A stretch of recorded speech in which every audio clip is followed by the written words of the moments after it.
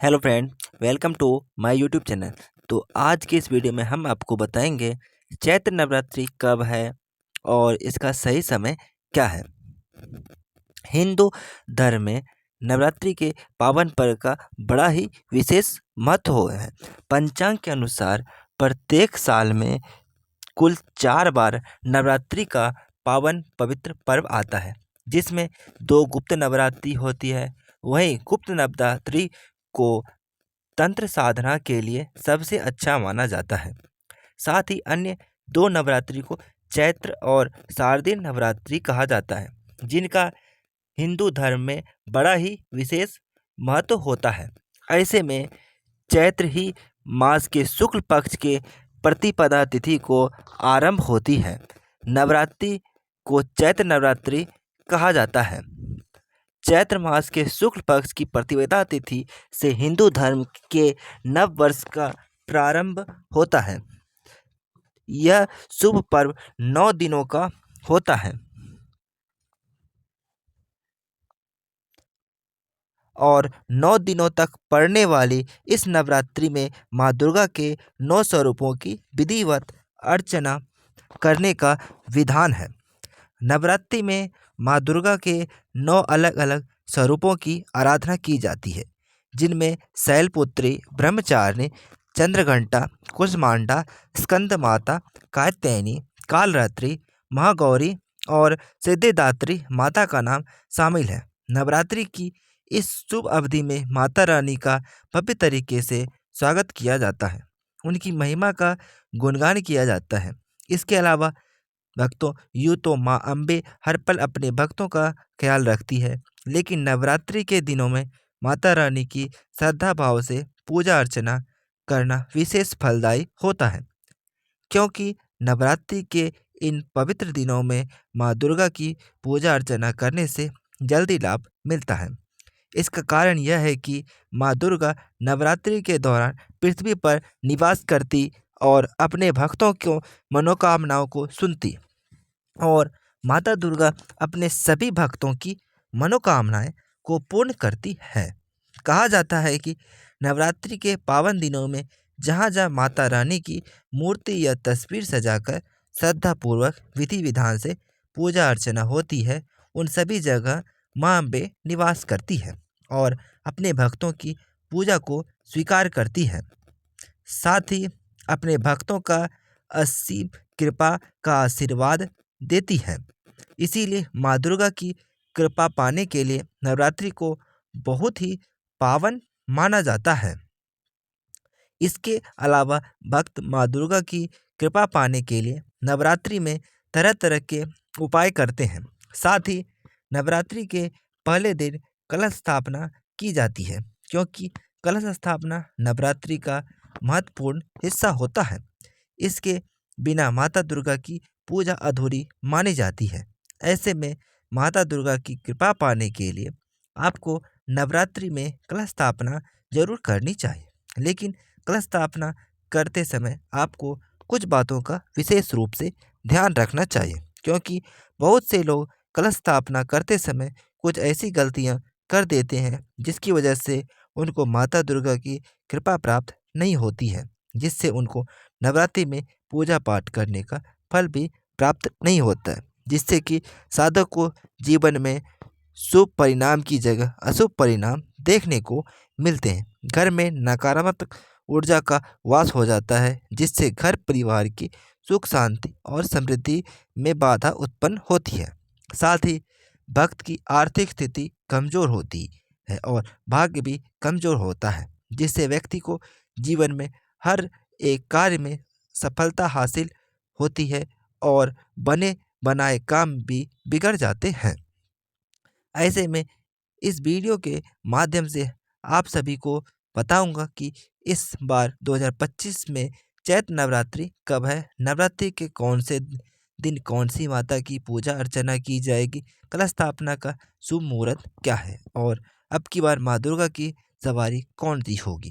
इसके अलावा यह भी जानेंगे कि कलश स्थापना कैसे करें, कलश स्थापना की पूजा विधि क्या है और कलश स्थापना करते समय कौन कौन सी गलतियाँ बिल्कुल भी नहीं करनी चाहिए। इस वीडियो में आपको चैत्र नवरात्रि के बारे में संपूर्ण जानकारी मिलेगी। इस वीडियो को देखने के बाद आपको कोई और वीडियो देखने की ज़रूरत नहीं पड़ेगी। इसलिए इस वीडियो को अंत तक ज़रूर देखना, क्योंकि अधूरे ज्ञान का कोई फ़ायदा नहीं होता और जीवन में असफलता ही हासिल होती है। लेकिन भक्तों, उससे पहले अगर आप भी चाहते हैं कि दुर्गा माता की आशीर्वाद आप और आपके समस्त परिवार पर सदैव बना रहे, तो इस वीडियो को एक बार लाइक करें और कमेंट बॉक्स में सच्चे दिल से जय दुर्गा माता रानी लिखकर अपनी हाजिरी जरूर लगाएं। तो चलिए प्रिय भक्तों, सबसे पहले जानते हैं कि इस साल 2025 में चैत्र नवरात्रि कब से शुरू होगी और इनका समापन कब होगा। इसके अलावा कलश स्थापना का शुभ मुहूर्त क्या है और अब की बार माँ दुर्गा की सवारी क्या होगी। तो प्रिय भक्तों, आप सभी को बता दें कि चैत्र नवरात्रि की शुरुआत चैत्र माह के शुक्ल पक्ष की प्रतिपदा तिथि से होती है और ऐसे में इस साल 2025 में चैत्र नवरात्रि की शुरुआत 30 मार्च से हो रही है। साथ ही इस बार माँ अम्बे की पूजा सर्वार्थ सिद्धि योग में होगी, क्योंकि 29 मार्च को शाम 4:32 पर चैत्र नवरात्रि की प्रतिपदा तिथि शुरू हो रही है और यह तिथि 30 मार्च को दोपहर 12:45 तक ही रहेगी। उदय तिथि के अनुसार 30 मार्च को ही चैत्र नवरात्रि की शुरुआत होगी और इसी दिन कलश स्थापना की जाएगी। वहीं 7 अप्रैल को चैत्र नवरात्रि का समापन हो जाएगा और इसी दिन रामनवमी भी मनाई जाएगी। इसके अलावा भक्तों, आप सभी को बता दें कि कलश स्थापना का शुभ मुहूर्त 30 मार्च को सुबह 6:13 से 10:22 तक रहेगा। साथ ही दोपहर 12:01 से 12:50 तक अभिजीत मुहूर्त भी है। ऐसे में इन दोनों मुहूर्तों में कलश स्थापना करना मनोवांछित फल प्रदान करने वाला माना जाता है और आपको माँ भगवती का आशीर्वाद प्राप्त होगा, जिससे आपको जीवन में शुभ परिणाम देखने को मिलेंगे और जीवन में सकारात्मक ऊर्जा का संचार होगा। इसके अलावा भक्तों, आप सभी को बता दें कि चैत्र नवरात्रि में रवि योग और सर्वार्थ सिद्धि योग का अद्भुत संयोग बन रहा है। चैत्र नवरात्रि के पहले दिन इंद्र योग और रेवती नक्षत्र का संयोग भी रहेगा। साथ ही इस साल चैत्र नवरात्रि के शुरुआत का दिन रविवार होगा, इसीलिए माँ दुर्गा इस बार चैत्र नवरात्रि में हाथी पर सवार होगी।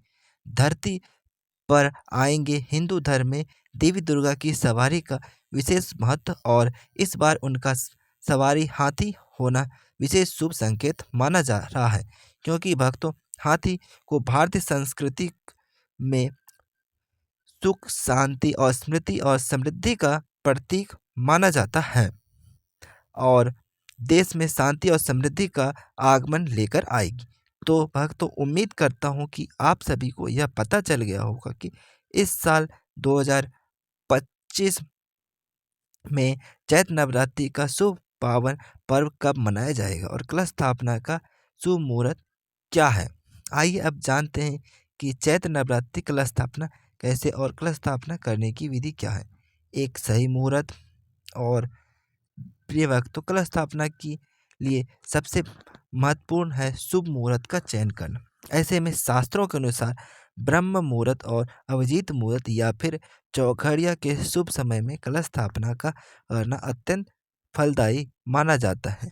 इसके अलावा यदि प्रतिपदा तिथि 2 दिनों तक हो तो जिस दिन सूर्योदय के समय प्रतिपदा हो उस दिन घट स्थापना करना बेहद ही शुभ माना जाता है।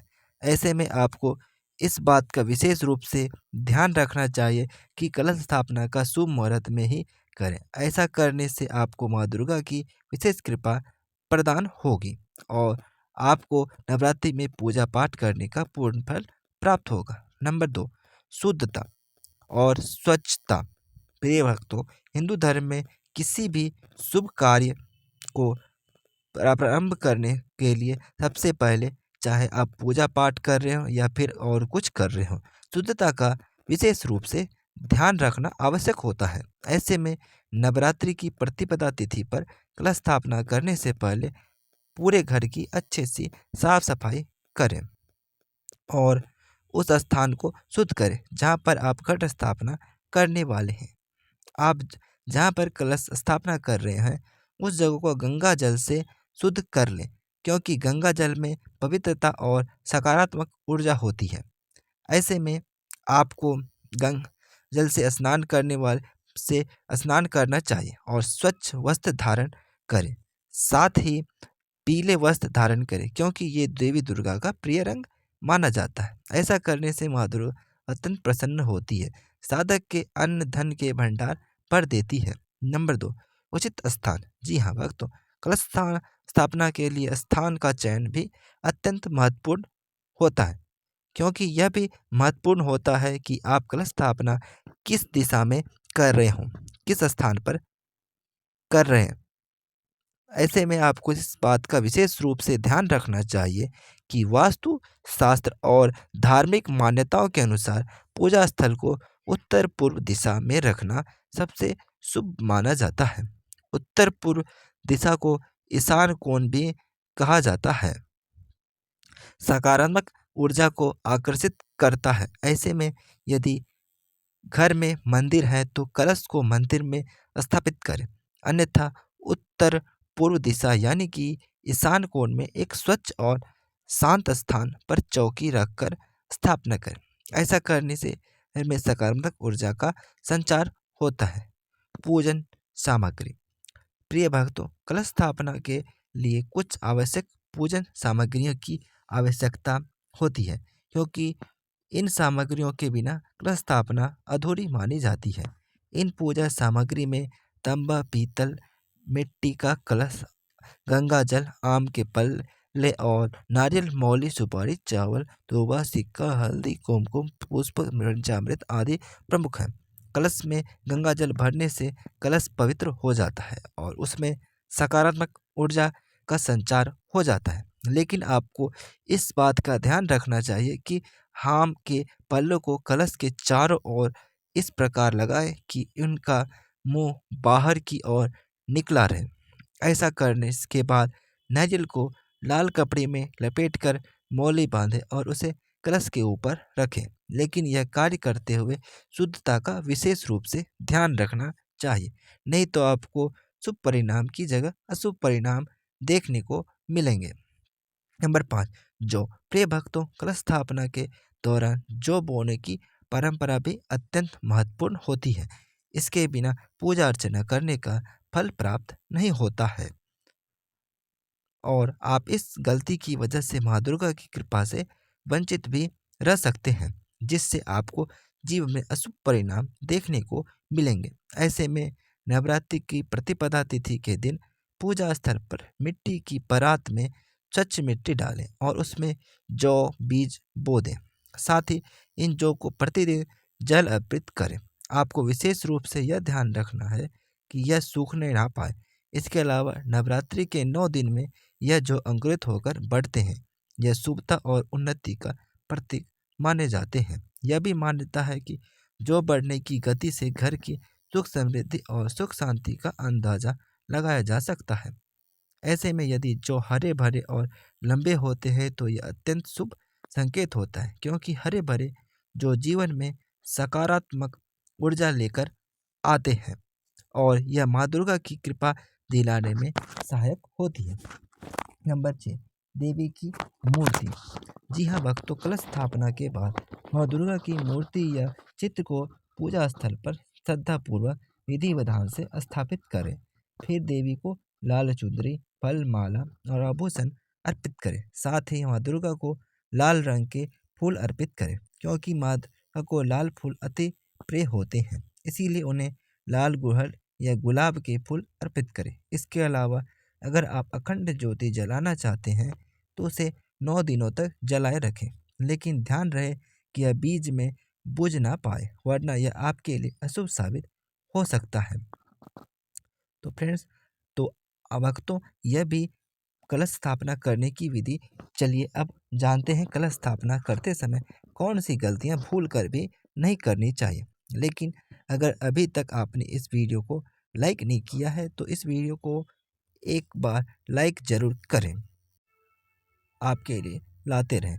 नंबर 1, कलश को ना हिलाएं। जी हाँ भक्तों, कलश स्थापना करने के बाद उसे अपने स्थान से बार बार हिलाना या इधर उधर करना अशुभ माना जाता है, क्योंकि एक बार जब कलश स्थापित कर दिया जाए तो उसे 9 दिनों तक उसी स्थान पर स्थिर रहना चाहिए, उसे हिलाना नहीं चाहिए। ऐसे में कलश को बार बार छूने या स्थानांतरित करने से उसकी पवित्रता भंग हो सकती है और पूजा का प्रभाव कम हो सकता है। साथ ही माँ दुर्गा भी नाराज हो सकती है, जिससे आपको भाग्य कमजोर हो सकता है और आपके बनाए कार्य भी बिगड़ सकते हैं। नंबर 2, गलत मुहूर्त में कलश स्थापना। प्रिय भक्तों, कलश स्थापना का समय निश्चित रूप से शुभ और शुभ मुहूर्त में ही करना चाहिए, क्योंकि कलश स्थापना करने के लिए शुभ मुहूर्त सबसे उत्तम माना जाता है।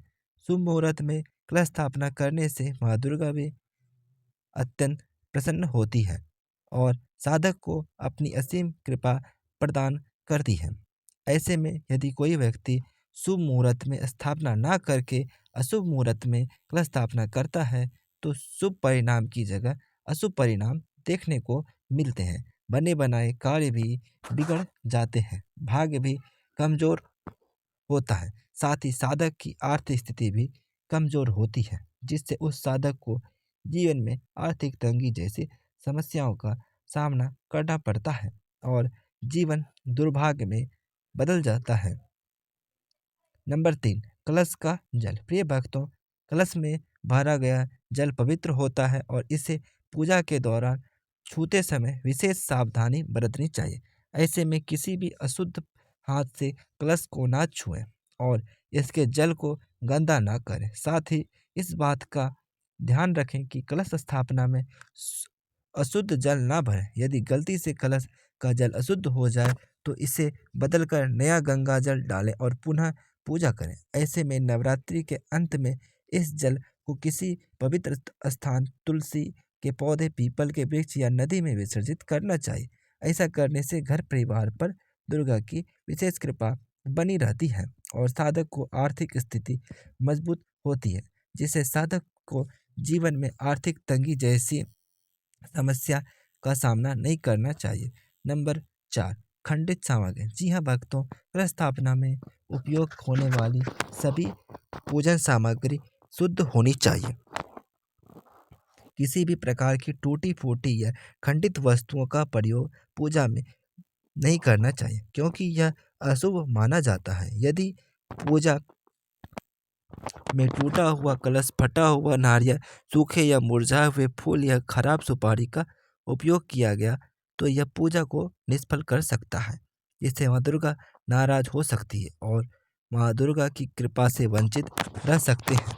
इसके अलावा पूजा में उपयोग किए जाने वाले चावल, हल्दी, कुमकुम भी शुद्ध होना चाहिए। नंबर 5, अखंड ज्योति। यदि भक्तों आप चैत्र नवरात्रि के अखंड ज्योति जला रहे हैं तो इसे कभी भी अकेला ना छोड़ें। इसे हमेशा सुरक्षित स्थान पर रखें।